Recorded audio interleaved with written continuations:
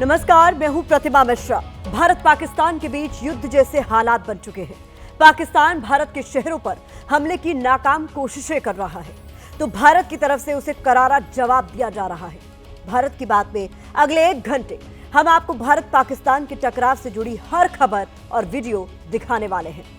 आज अपनी cover story में हम आपको दिखाएंगे क्या भारत पाकिस्तान के बीच युद्ध की शुरुआत हो चुकी है। पाकिस्तान ने कौन सी नापाक हरकत की है जो दोनों देशों के बीच युद्ध की चिंगारी भड़का सकती है।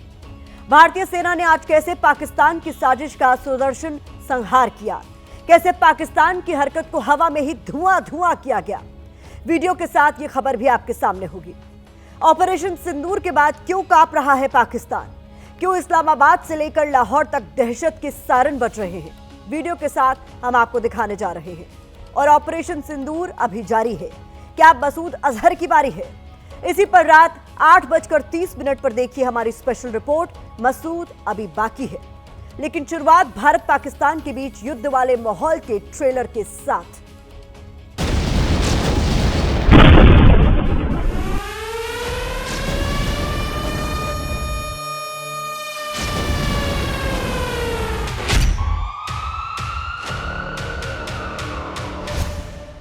भारत पाक में युद्ध जैसे हालात, आतंकिस्तान पर शुरू वज्रपात। ऑपरेशन सिंदूर लगातार जारी, अब हाफिज और मसूद की बारी।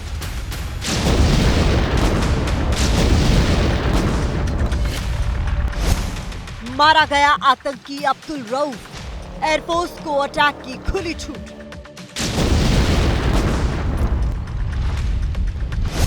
लाहौर, कराची, रावलपिंडी में धमाके, शहबाज और मुनीर दहशत में कांपे।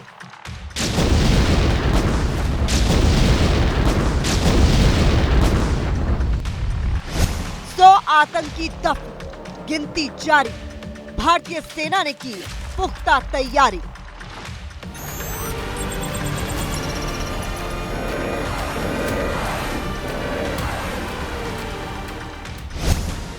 नो टेरर टारगेट तबाह, 12 अभी बाकी।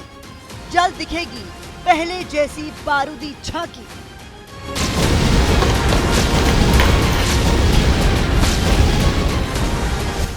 पाकिस्तान का HQ-9 सिस्टम बर्बाद, अब होगा फाइनल प्रहार, इरादा साफ।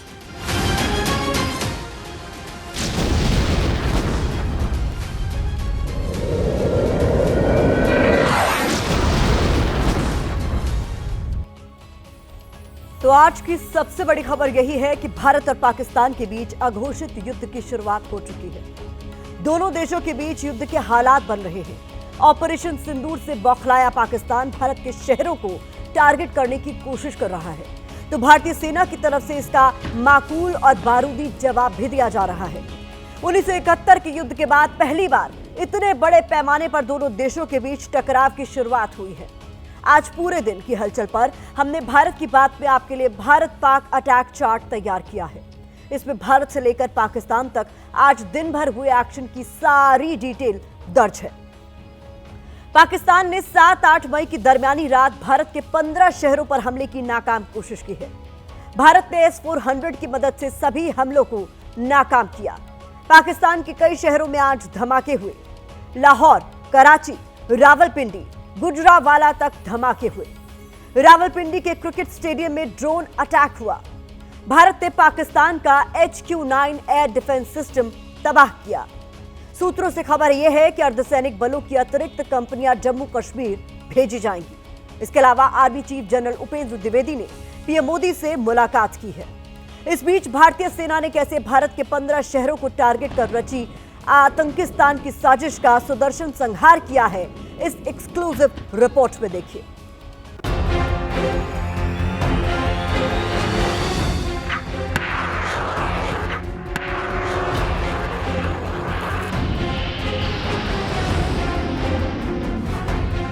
भारत को पता था कि आतंकिस्तान अपनी नापाक हरकत से बाज नहीं आएगा।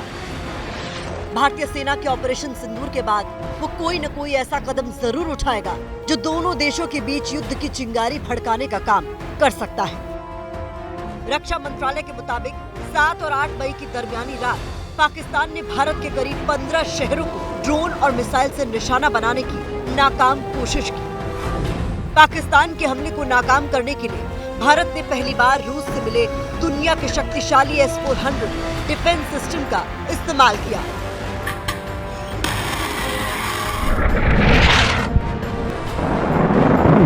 ये तस्वीरें गवाह हैं कैसे आसमान में ही पाकिस्तान की साजिश को S-400 ने अपनी मिसाइलों से इंटरसेप्ट कर धुआं कर दिया। पाकिस्तान ने जम्मू कश्मीर, पंजाब, राजस्थान और गुजरात समेत कुल 4 राज्यों के 15 शहरों पर हमला करने की कोशिश की, लेकिन भारतीय वायुसेना के काउंटर ड्रोन सिस्टम और S-400 मिसाइल सिस्टम ने सारे हमलों को नाकाम कर दिया। पाकिस्तान की तरफ से जिन शहरों को टारगेट कर मिसाइल दागी गई, उनमें अवंतीपुरा, श्रीनगर, जम्मू, पठानकोट, अमृतसर, कपूरथला, जालंधर, लुधियाना, बठिंडा, चंडीगढ़, आदमपुर, नाल, फलौदी, उत्तरलाई और भुज शामिल है। पाकिस्तान ने उत्तरी और पश्चिमी भारत में स्थित कई सैन्य ठिकानों को ड्रोन और मिसाइलों से हमला करने का प्रयास किया। इन हमलों को इंटीग्रेटेड काउंटर UAS ग्रिड और वायु रक्षा प्रणालियों द्वारा निष्क्रिय कर दिया गया। इन हमलों का मलबा कई स्थानों से बरामद हुआ, जो कि पाकिस्तानी हमलों का प्रमाण है। जो भारतीय रिस्पांस है वो नॉन एस्केलेटरी है, प्रिसाइज है, सटीक है, मेजर्ड है और कंसिडर्ड है। Our intention has not been to escalate matters. We are only responding to the original escalation, as I said, and our response has been targeted, precise, controlled and measured. Only no military targets have been selected. Only terrorist infrastructure in Pakistan has been hit. Sudarshan S-400 के रहते भारत के आसमान को भेद पाना पाकिस्तान की मिसाइलों के लिए कभी भी मुमकिन नहीं है। अब आपको बताते हैं कि ऐसा आखिर क्यों है। वो कौन सी खासियत है जो S-400 को दुनिया के सबसे शानदार एयर डिफेंस सिस्टम में से एक बनाती है। S-400 दुनिया का सबसे advanced surface to air missile anti aircraft system है। ये air defence system aircraft, ballistic missile, cruise missile और ड्रोन के खिलाफ रक्षा कवच प्रदान करता है। एयर डिफेंस सिस्टम में multi functional radar, high advance sensors, automated command centres, 4 तरह की मिसाइल और मोबाइल लॉन्चर्स शामिल है। S-400 की अधिकतम रेंज 400 किलोमीटर तक है। ये 10 मीटर से लेकर 30 किलोमीटर तक की ऊंचाई पर टारगेट को तबाह करने की ताकत रखता है। साइमल्टेनियसली ये 72 मिसाइल्स दाग सकता है और 2 मिसाइल्स एक ही टारगेट के ऊपर दाग सकता है, जिसके कारण से इसका चांसेस ऑफ मिसिंग बिल्कुल कम हो जाता है। तो ये एक बहुत ही कारगर मिसाइल डिफेंस सिस्टम है जो कि इंडिया का एयर डिफेंस को बहुत ही ज्यादा बूस्ट करता है। इस एयर डिफेंस सिस्टम की सबसे बड़ी खासियत ये है कि इसे कहीं भी आसानी से लाया और ले जाया जा सकता है। साथ ही इसे 5 मिनट के भीतर हमले के लिए तैनात किया जा सकता है।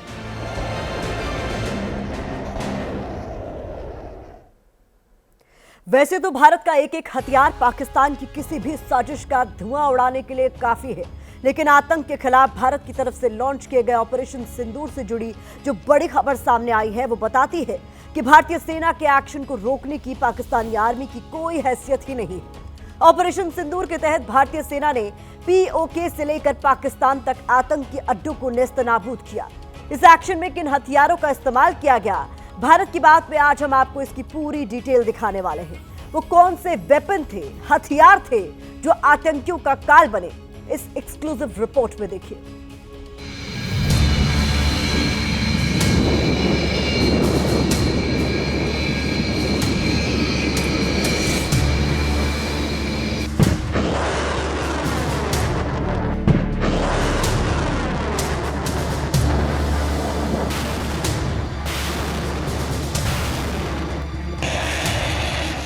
भारत के ब्रह्मास्त्र फुल एक्शन में है। S-400 पाकिस्तान की साजिश की धज्जियां उड़ा रहा है। तो ऑपरेशन सिंदूर के तहत सुपरसोनिक ब्रह्मोस मिसाइल ने आतंकी अड्डों को तबाह करने में अहम भूमिका निभाई है। भारत के पास ऐसे शक्तिशाली हथियारों की भरमार है जो पलक झपकते ही पाकिस्तान की किसी भी साजिश का धुआं उड़ा सकते हैं।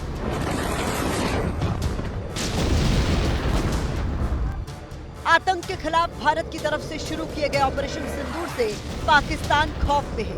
6-7 मई की रात 1:05 पर ऑपरेशन सिंदूर लॉन्च हुआ और 1:30 बजे तक भारत ने आतंकी ठिकानों पर इतना बारूद बरसाया कि बड़े बड़े आतंकी मौत की नींद सो गए। ब्रह्मोस से आतंकी अड्डों पर बरसा बारूद।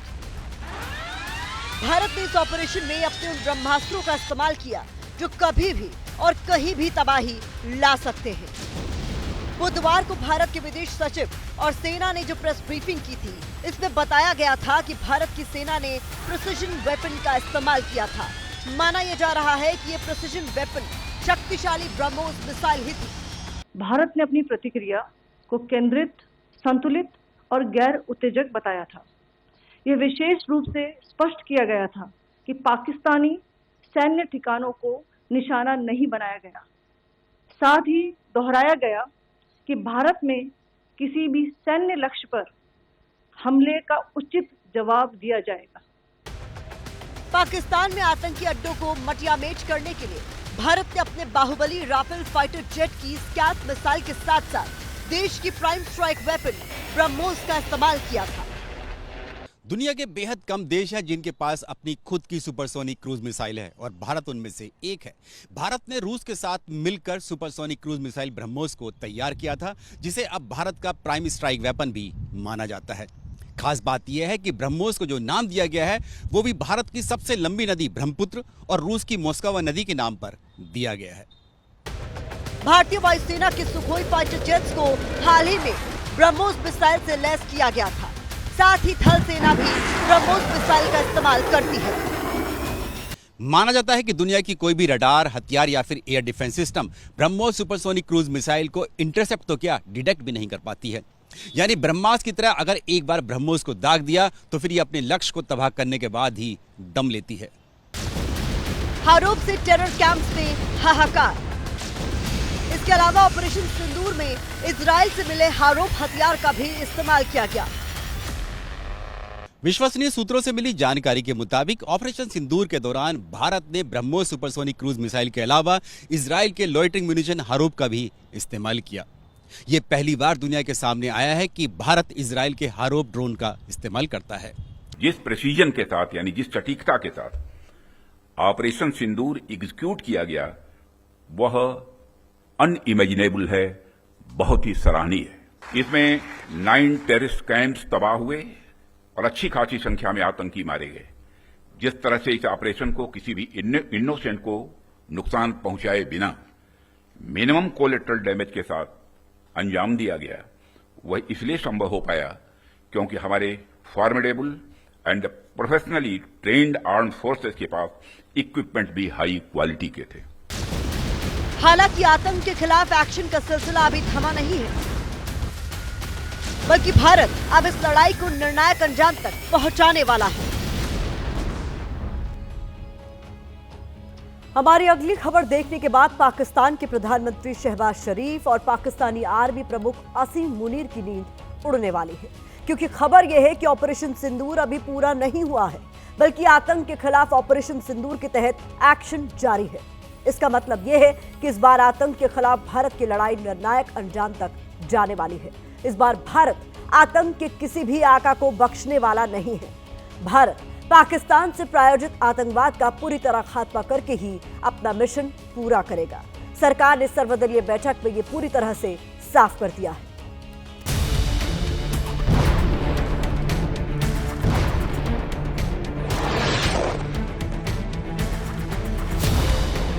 आतंकिस्तान के लिए हर रात अब कयामत की रात है। पाकिस्तान में छिपे आतंकियों के लिए कोई भी रात उनकी आखिरी रात साबित हो सकती है। शहबाज शरीफ बेचैन है, आसिम मुनीर की नींद उड़ी है। किसी को समझ नहीं आ रहा कि करे तो क्या करे। इस्लामाबाद से लेकर कराची तक, लाहौर से लेकर रावलपिंडी तक, पूरे पाकिस्तान में भारतीय सेना के ऑपरेशन सिंदूर का खौफ पसरा है। मुनीर सेना को सबसे बड़ा झटका ये जानकर लगा है कि ऑपरेशन सिंदूर अभी पूरा नहीं हुआ है, यानी बदला अभी बाकी है। सूत्रों के मुताबिक एयरफोर्स को ऑपरेशन के लिए खुली छूट दी गई है, यानी एयरफोर्स और बाकी सेनाएं मिलकर आतंक के बाकी बचे अड्डों पर कभी भी प्रचंड प्रहार कर सकती है। ऑपरेशन सिंदूर का कार्रवाई, क्योंकि ये ऑनगोइंग ऑपरेशन है, इसलिए अलग से ऑफिशियल ब्रीफिंग नहीं है। ये रक्षा मंत्री जी की ओर से, सरकार की ओर से पूरा पॉलिटिकल लीडर्स को ब्रीफिंग हुआ है और मैं सारे पॉलिटिकल पार्टीज के नेताओं को धन्यवाद देना चाहता हूं कि पूरे जितने अपेक्षित थे सब नेता आए और जैसे हमने सोचा है वैसे ही सबने सहयोग दिया। सरकार ने एक तरफ तो ये बताया है कि ऑपरेशन सिंदूर अभी चल रहा है, दूसरी तरफ ये भी जानकारी दी गई कि 7 मई को लॉन्च किए गए ऑपरेशन सिंदूर में 100 आतंकियों के मारे जाने की सूचना है। क्योंकि ऑपरेशन अभी जारी है, इसलिए अंतिम आंकड़ा या जानकारी सामने नहीं आई है, यानी आतंकियों के खात्मे का आंकड़ा अभी बढ़ सकता है। सूत्रों के मुताबिक सर्वदलीय बैठक में रक्षा मंत्री राजनाथ सिंह ने कहा कि ऑपरेशन सिंदूर फिलहाल अभी जारी है और इसी वजह से इस ऑपरेशन सिंदूर से जुड़ी हुई कई अहम जानकारियों को साझा नहीं किया जा सकता। इसके अलावा ऑपरेशन सिंदूर से जुड़ी ये जानकारी भी सामने आई है कि भारत ने पाकिस्तान और पीओके में 21 टेरर कैंप चिन्हित किए थे। इनमें से 9 टेरर कैंप्स को भारतीय सेना ने तबाह कर दिया है, लेकिन 12 अभी बाकी है। ऑपरेशन सिंदूर में राफेल और सुखोई फाइटर ने अहम भूमिका निभाई है। भारत के शक्तिशाली फाइटर जेट्स ने ही आतंक के अड्डों पर भीषण तबाही मचाई है। भारतीय सेना की तरफ से ऑपरेशन सिंदूर लॉन्च करने के बाद पाकिस्तान में हाहाकार मचा हुआ है। कराची से लेकर लाहौर और इस्लामाबाद से लेकर रावलपिंडी तक दहशत के सायरन बज रहे हैं। भारत की तरफ से पाकिस्तान के कई शहरों में जवाबी कार्रवाई के तौर पर एक्शन लिया गया है। इसमें कराची, लाहौर के साथ बहावलपुर और गुजरावाला शामिल है। पाकिस्तानी हुक्मरान परेशान हैं कि अब करें तो करें क्या, क्योंकि भारत के खिलाफ पहलगाम आतंकी हमले को अंजाम देकर पाकिस्तान ने जो पाप किया है, अब उसे इसका धमाकेदार जवाब मिल रहा है। हमारी ये रिपोर्ट देखिए।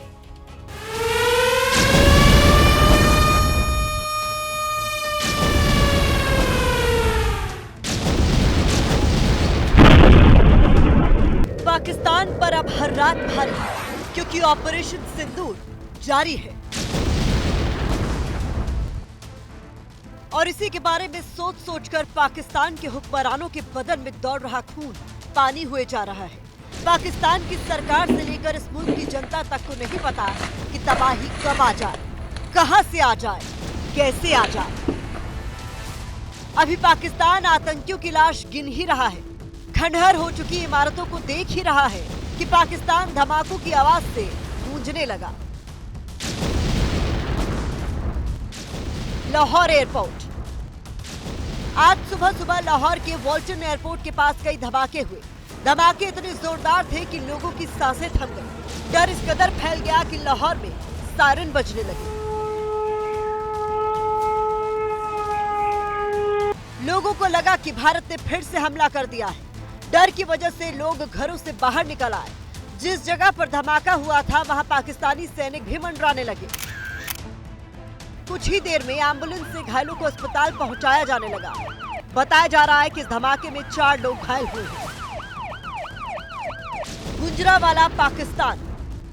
इधर लाहौर सुबह के उजाले में थर्राया और उधर गुजरावाला में रात के अंधेरे में आसमान में बारूदी रोशनी चमकने लगी। आसमान में चमकती इस रोशनी को देखकर लोग घरों से बाहर निकल आए, जिसके कुछ ही देर बाद जोरदार धमाके की आवाज सुनाई दी।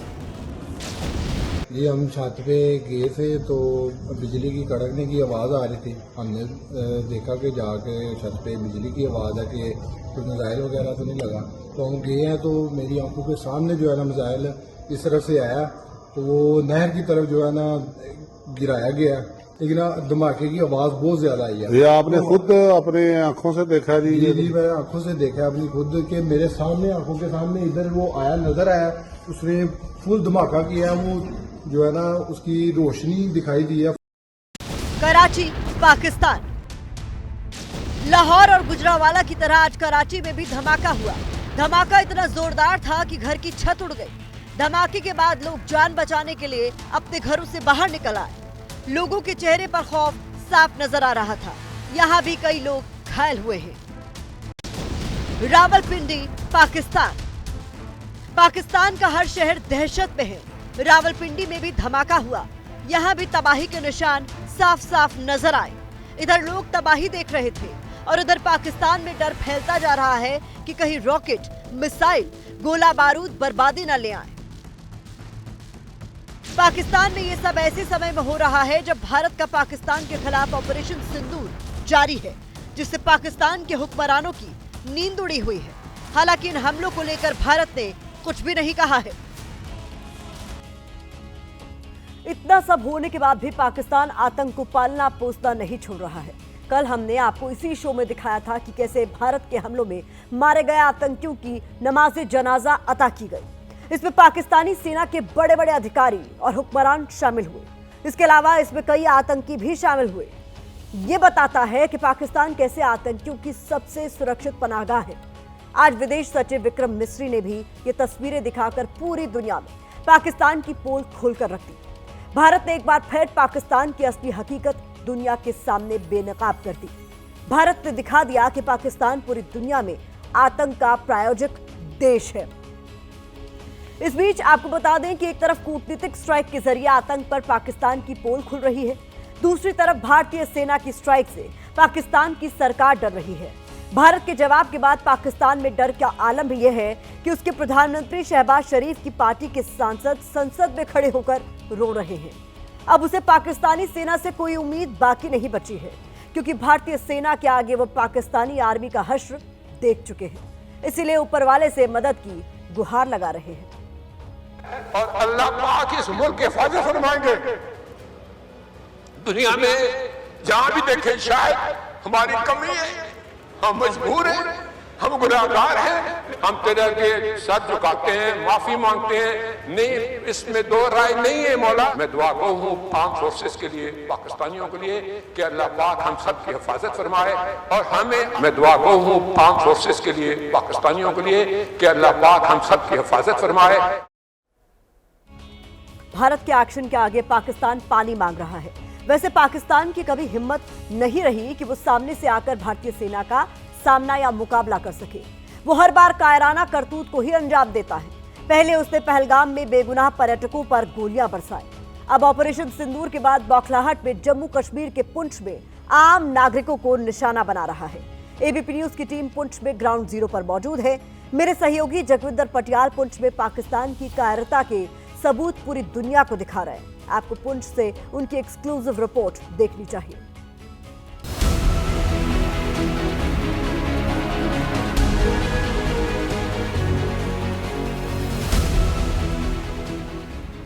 भारत ने ऑपरेशन सिंदूर चलाया, आतंक को मिट्टी में मिलाया, लेकिन आतंक परस्त पाकिस्तान कायराना हरकत पर उतर आया है। भयंकर आग लगी कल, पूरा दिन शेलिंग होती रही, पूरा दिन, और बसें टोटल लॉस होगी। 12-15 बसें थी टोटल लॉस। पाकिस्तान इंसानियत और धर्म का कितना बड़ा दुश्मन है, इसकी गवाही पुंछ के मंदिर, मस्जिद और गुरुद्वारों में दिख रहे ये निशान दे रहे हैं। पाकिस्तान की नापाक हरकत इस बार ये है कि मंदिर हो, मस्जिद हो, गुरुद्वारे हो, किसी को भी नहीं बख्शा गया। मैं इस टाइम पुंछ के गुरुद्वारा साहिब की वो आपको मोटार शेल से टूटी हुई बिल्डिंग का हिस्सा दिखा रहा हूं, जहां पर पाकिस्तान की तरफ से शेलिंग के दौरान गोला दागा गया। ये गुरुद्वारा साहिब के बिल्कुल जहां पर प्रकाश किया हुआ है, उसके बिल्कुल बैक साइड की विंडो है जहां पर यह हमला हुआ है। लेकिन एक खास बात क्या है, पुंछ में हिंदू, सिख और मुस्लिम सभी बहुत भाईचारे के साथ रहते हैं और तीनों ही एक दूसरे के धर्मों को भी मानते हैं। ये वो लोग खुलकर कह रहे हैं और इन तीनों को ही टारगेट किया गया है पाकिस्तान की तरफ से। पाकिस्तान मोटार दागकर अपनी कायरता के सबूत दे रहा है, लेकिन पुंछ के सिख समुदाय ने साफ कर दिया है कि वो पीछे हटने वाला नहीं है, क्योंकि हमले के अगले ही दिन डर को पीछे छोड़ते हुए गुरुद्वारा फिर से श्रद्धालुओं के लिए खोल दिया गया, जहां अरदास हुई। लोगों की अटूट आस्था और विश्वास ने पाकिस्तान के नापाक मंसूबों को करारा जवाब दिया। और सिख संगत का कहना क्या है? उनका कहना है कि यहाँ शब्द कीर्तन सब कुछ चलता था, लेकिन अभी क्योंकि साफ सफाई और संगत के बचाव को देखते हुए इस तरह के तमाम बंदोबस्त नहीं किए गए। लेकिन आज सुबह की अरदास के बाद यहाँ गुरु ग्रंथ साहब को प्रकाशित किया गया है।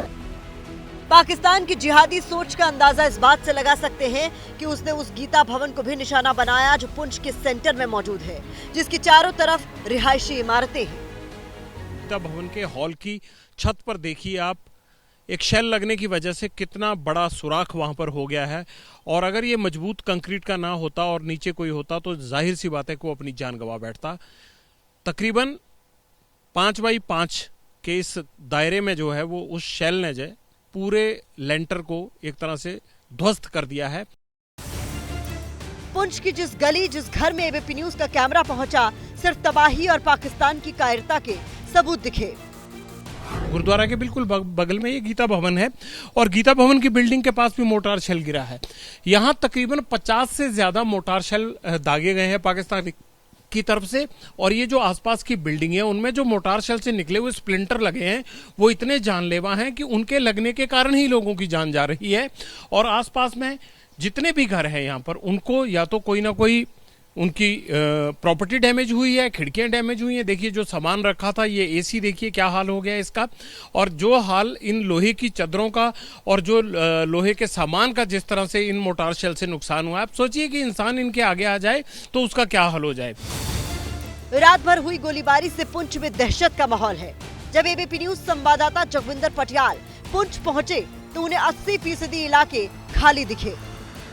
पाकिस्तान ने नियंत्रण रेखा पर आकरण गोलीबारी की तीव्रता बढ़ा दी है, जिसमें कुपवाड़ा, बारामूला, उरी, पुंछ, मेंढर और राजौरी क्षेत्रों में मोर्टार और भारी तोपखाने का इस्तेमाल किया जा रहा है। एक के बाद एक 50 गोले यहाँ पर, किसी की छत पर, किसी के घर के बरामदे में, किसी की गाड़ी पर गिरे आकर। और वो ना सिर्फ जानलेवा साबित हुए बल्कि इतना भय हो गया कि ये पूरी घाटी, इस वक्त पुंछ का इलाका ऐसे लगता है कि इसमें सन्नाटा पसरा हुआ है।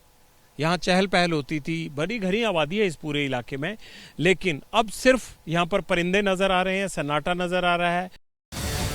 ये आतंकिस्तान की बौखलाहट नहीं तो और क्या है, क्योंकि भारत ने ऑपरेशन सिंदूर में इस बात का खास ख्याल रखा कि किसी भी बेगुनाह की जान ना जाए। लेकिन पाकिस्तान बुज़दिली पर उतर आया है। नहीं देखा है, इससे पहले कभी नहीं देखा। मैंने 1971 का जंग देखा, इतनी ये शेलिंग नहीं देखी हमने इधर। ये पुंछ में ये पहला चांस है, ये यहाँ देखा हमने। वो शेलिंग यहाँ की है, पाकिस्तान वाला नहीं यहाँ। इससे 71 की जंग में भी इतनी नहीं हुई। 71 की जंग में इतना नहीं हुआ जितना आज हुआ। ये इससे पहले कभी नहीं हुआ। ये पहली बार हमने यहाँ देखा है। तो पाकिस्तान लगातार एलओसी पर सीज फायर का उल्लंघन कर रहा है। भारत भी पाकिस्तान की नापाक हरकत का मुंहतोड़ जवाब दे रहा है। इसी कार्रवाई में लांस नायक दिनेश शर्मा ने अपने प्राणों का बलिदान दे दिया। दिनेश शर्मा पाकिस्तान की गोलीबारी का जवाब देते हुए शहीद हो गए। दिनेश शर्मा हरियाणा में पलवल के रहने वाले थे। पलवल में गुरुवार को उनके पार्थिव शरीर का अंतिम संस्कार किया गया।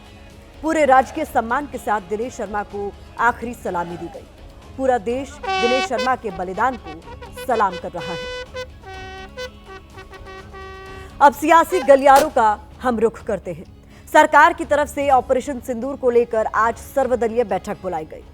बैठक में सभी दलों के नेताओं को ऑपरेशन सिंदूर के बारे में जानकारी दी गई।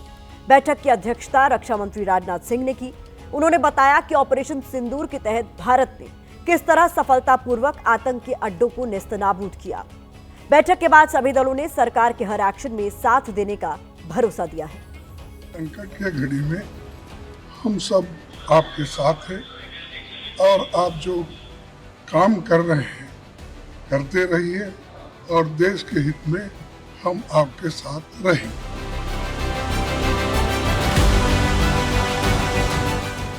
पूरा सपोर्ट दिया हमने। जो खारगे जी ने कहा वो सही है कि ऐसी चीज़ें हैं जो डिस्कस नहीं करनी है। तो आज के ऑल पार्टी मीटिंग में मैंने कॉम्प्लीमेंट किया हमारी आर्म फोर्सेस को और भारत सरकार को। एक इंटरनेशनल कैंपेन हमको चलाना चाहिए TRF के खिलाफ और ख़ास तौर से सिक्योरिटी काउंसिल इसको डिजिग्नेट करे।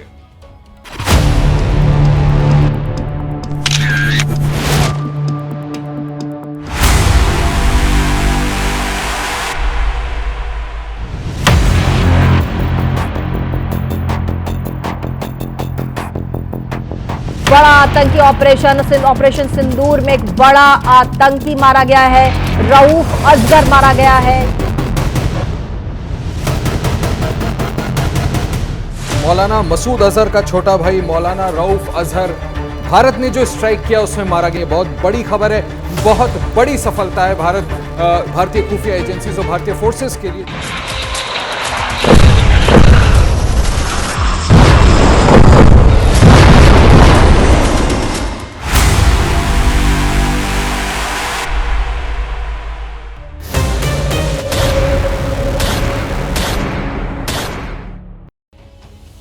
ऑपरेशन सिंदूर जारी है क्योंकि मसूद अभी बाकी है।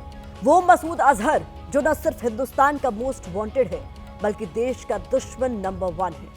मसूद का भाई मारा जा चुका है और अब पुलवामा के गुनहगार की बारी है। ऑपरेशन सिंदूर के बाद पाकिस्तान का बौखलाया हुआ है और इसी बौखलाहट में उसने बुधवार रात को भारत के 15 सैन्य ठिकानों को निशाना बनाने की कोशिश की, लेकिन हिंदुस्तान के सुदर्शन चक्र ने पाकिस्तान के हमलों को रोका और फिर लाहौर से लेकर रावलपिंडी तक धुआं कर दिया।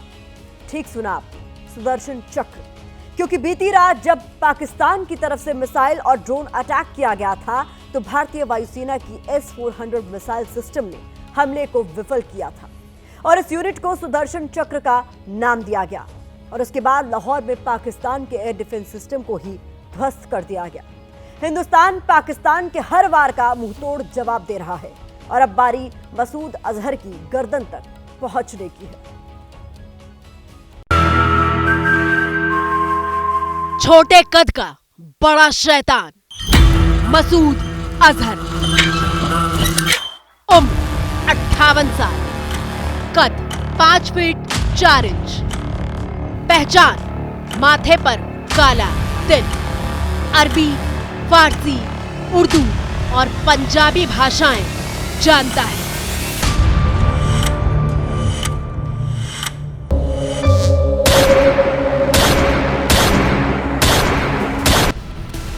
जब जब मसूद अजहर का जिक्र आएगा हिंदुस्तान 26 साल पहले की इन तस्वीरों को भूल नहीं पाएगा। 24 दिसंबर 1999 जब काठमांडू से दिल्ली के लिए IC-814 विमान ने उड़ान जरूर भरी थी, लेकिन उसे रास्ते में ही आतंकवादियों ने हाईजैक कर लिया था।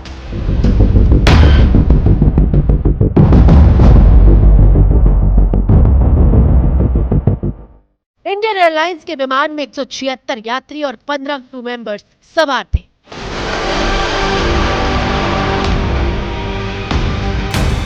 प्लेन हाईजैक के बदले भारत सरकार के सामने 3 आतंकवादियों मसूद अजहर, उमर शेख और अहमद जरगर को रिहा करने की शर्त रखी गई थी। The hijackers want release of some people in Indian jails.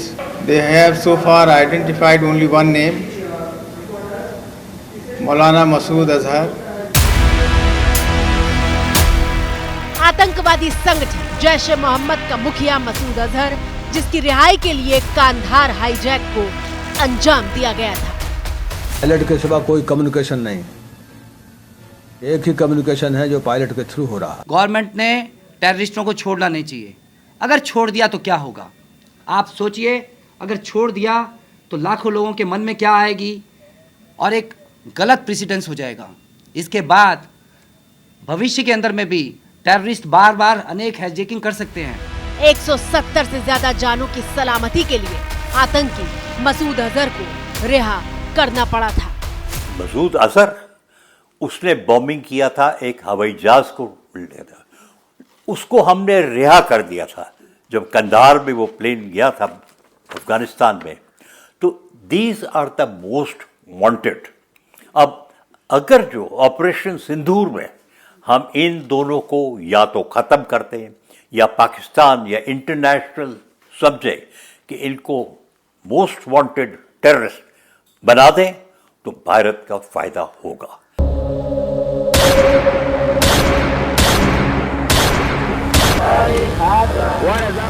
और फिर 25 साल पहले साल 2000 में भारत के कब्जे से छूटने के फौरन बाद ही मसूद अजहर ने आतंकी संगठन जैश-ए मोहम्मद का गठन किया था। जैश के सरगना मसूद ने भारत पर सबसे ज्यादा आतंकी हमलों को अंजाम दिया है।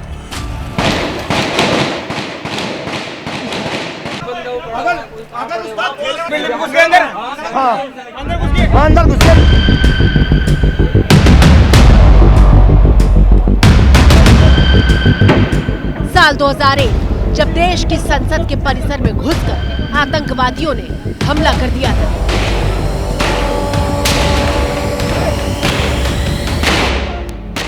संसद पर आतंकवादी हमले की पटकथा लिखने वाला मसूद अजहर ही था।